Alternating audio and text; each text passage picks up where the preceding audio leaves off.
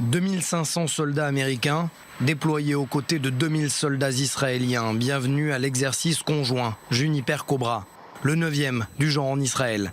Une vraie opportunité de tester l'efficacité de la défense antiaérienne face aux plus de 100 000 missiles du Hezbollah, de Syrie et des missiles balistiques longue portée en provenance d'Iran. Notre exercice est basé sur des scénarios complexes et adaptés à la situation sur le terrain aujourd'hui. C'est la première fois que nous prendrons en compte tous les fronts et toutes les menaces qui pèsent sur nous, à nos frontières et au-delà. Notre armée sait se défendre toute seule, mais nous disposons d'un composant supplémentaire à cette force, la coopération en temps réel avec les États-Unis.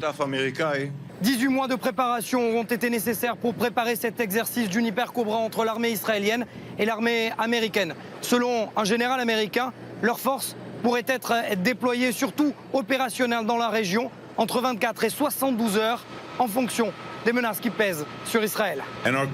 Notre pays est déterminé. Nos dirigeants sont engagés à ce que lorsque le gouvernement israélien nous le demandera, nous serons prêts à opérer et être là. C'est l'objectif de cet exercice. Lorsque l'ordre nous sera donné, nous n'aurons pas à réfléchir à ce qu'il faut faire, nous agirons. Nous serons opérationnels dès que nous aurons foulé le sol. C'est en 1991, au cours de la guerre du Golfe, que les systèmes de défense antiaériens américains Patriot ont été utilisés pour la première fois en Israël.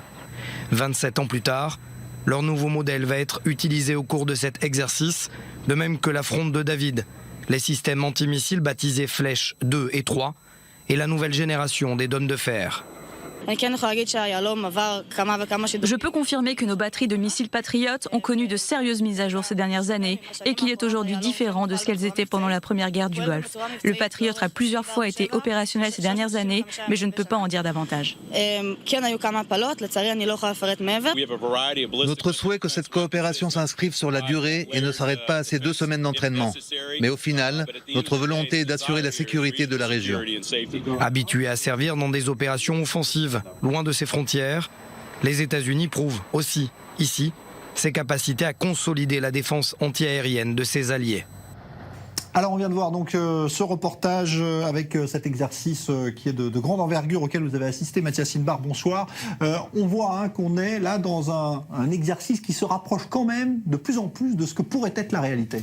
Oui, Jean-Charles et Daniel, il n'est presque, je dis bien presque plus question d'entraînement ici parce que tant Israël que les États-Unis ont bien compris que les menaces en direction et en provenance surtout du Liban, de Syrie et d'Iran sont plus que jamais réelles et concrètes. Ce qu'il faut comprendre aujourd'hui, c'est que Israël est en train de tester de manière régulière. On le sait, les forces au sol sont armées de l'air. Mais ce dont il est question ici, c'est la défense antiaérienne, la capacité d'Israël à pouvoir se défendre en cas d'intrusion de missiles en provenance, bien sûr, de Gaza, mais surtout du front nord. Et cette guerre totale sur le front nord inquiète particulièrement Israël. La question est de savoir si cet exercice Juniper Cobra est essentiel, voire crucial pour les forces de défense antiaérienne israéliennes. Oui, parce qu'il permet cet exercice de tester en temps réel et de manière complexe tous les fronts en même temps, et une attaque du front sud et en même temps une attaque du front nord contre les missiles de courte,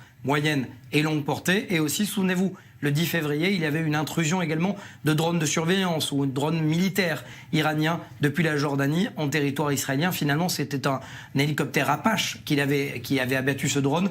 Mais on le sait, les missiles de type Patriot peuvent rentrer également dans la danse. Ce qui m'a surpris surtout dans cet exercice, c'est cette détermination que j'avais jamais ressentie jusqu'à présent des États-Unis, des généraux américains, de pouvoir épauler en temps réel, si jamais il y a une guerre dans la région, d'être déployé, je le dis dans le reportage, de 24 à 72 heures, d'être là côte à côte avec les officiers israéliens.